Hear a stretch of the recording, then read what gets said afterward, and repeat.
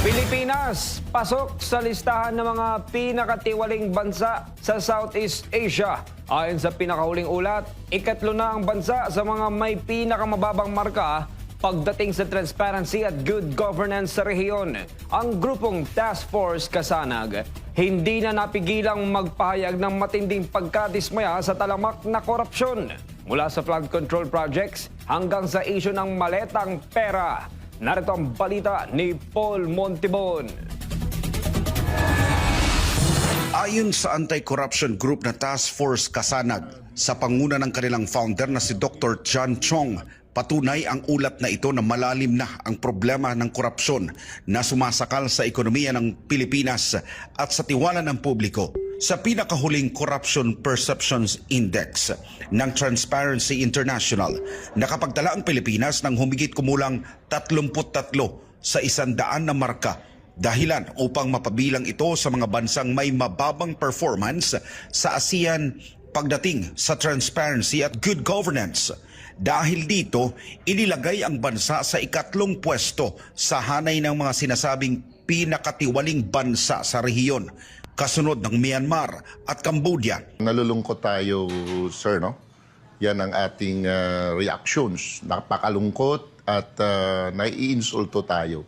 Dahil una-una, we are the most Christianized country, no?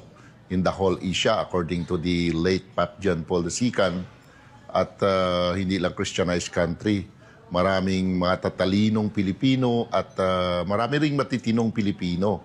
At yan nga ang hindi natin matanggap-tanggap, being the one organization, Crusades Against Corruption, no?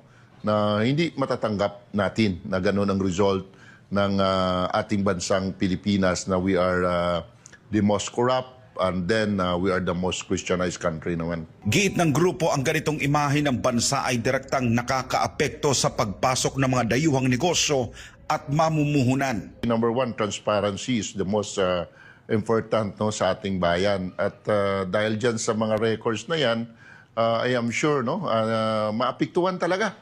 No, maapektuhan kasi ang kailangan ng negosyante ay isang matinong leader or isang matinong bayan. Paano maging matino yan dahil sa records na yan? Di affected talaga yung ating economy niyan. Binigyang diin pa ni Dr. Chong ang mga isyu ng Maleta Delivery Scheme, katiwalian sa flood control projects at aligasyon ng diversion ng pondo bilang mga halimbawa ng sistematikong korupsyon na pumipinsala sa mga komunidad lalo na tuwing may kalamidad.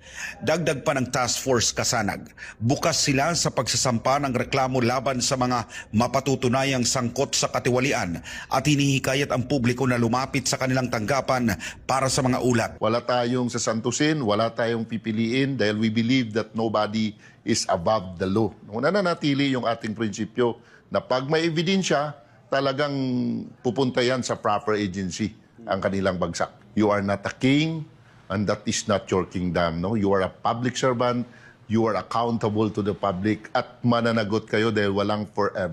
Patuloy naman nananawagan ang grupo ng mas mahigpit na kampanya kontra korupsyon sa gobyerno at tunay na transparency sa paggamit ng pondo ng bayan. Para sa Diyos at sa Pilipinas kung mahal, nag-uulat Paul Montibon, SMNI News.